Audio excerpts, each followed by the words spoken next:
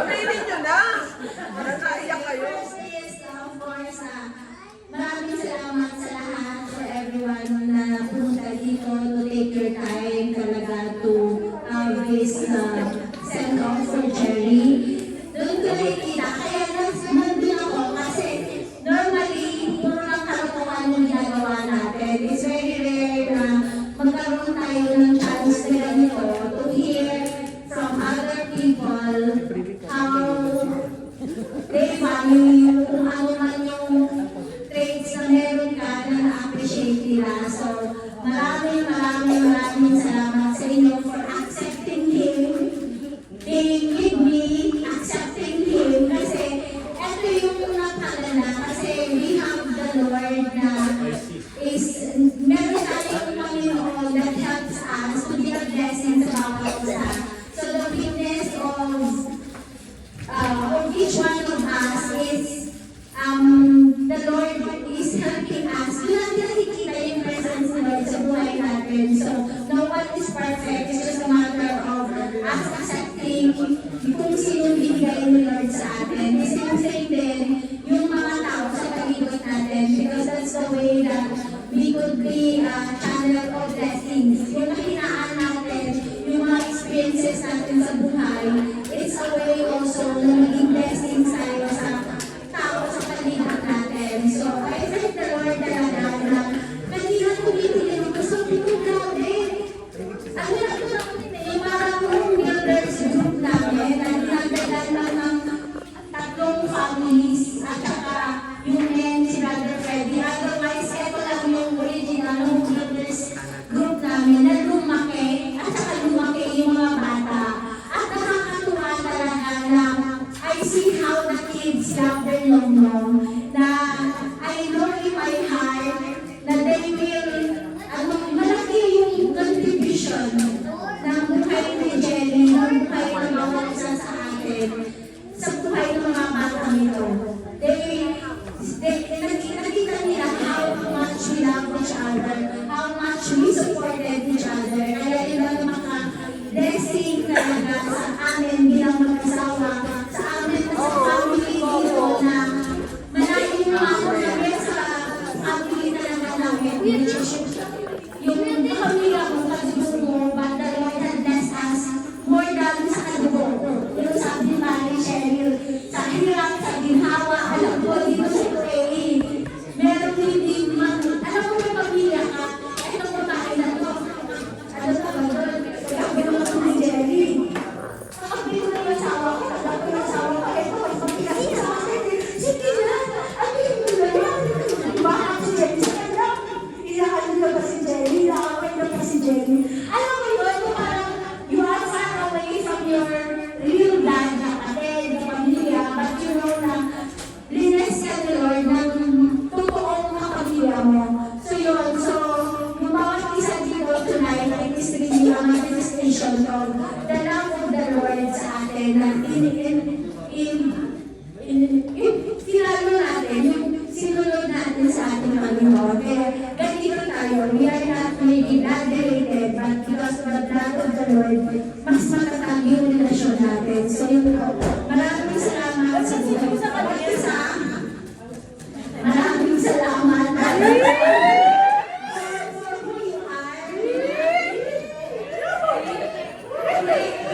Sabi ko, sinishare ko na his life, it's not our marriage life, it's not perfect as it is. Marami kami pinagdaanan, but yet, I could say na he is the partner for me talaga, because he is the one who made me stronger with the Lord.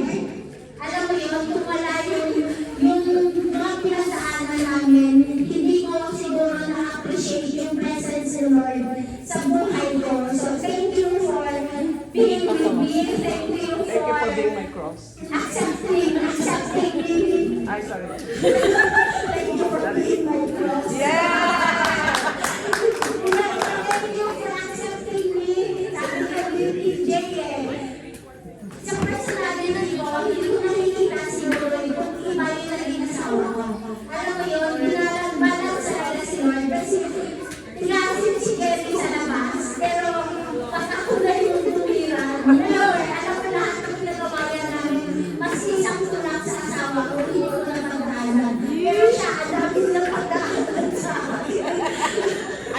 Cross. Ano pala siya?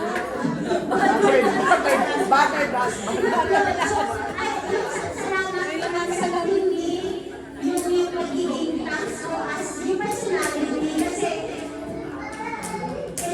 hindi lang ako yung nagsakripisyo, he also sacrificed accepting who am I. Hindi ano tawag doon yung napakatigas ko din bilang babae. So, mahirap din sa lalaki yung ganong arrangement. But I thank you for accepting me who am I. Kung ano man yung mga pagkukulang ko at saka pag alam mo na talagang pumunod na yung loob mo, tumatalog ka na agad. Kasi otherwise, hindi mo nahihintayin mo kung baka yung malaking tuloy pa yun. Sabi ni PJ, pag magsimulaan ako lang, alam mo na yun. So, yun. But for me, I really thank you. I thank you kasi you've been a blessing. Doon ko talaga na-appreciate siya sa mga bata. Doon ko talaga siya na-appreciate na yung na-invite ko na magmamahal sa mga bata. Yung malalang ko siya makita. So for me as a wife, hindi man kita maipagmamalaki sa ibang bata. Who you are. Ay, grabe ka. Kasi that is more than enough for me na parang how much these kids, mahirap ko tumitiis yung mga bata. So as a wife, yung more than ko magmamalaki, kasi sabi ko nga sa kanya, kung minsan nagre-reklamo siya na bakit ko nilagay sa ganitong trabaho.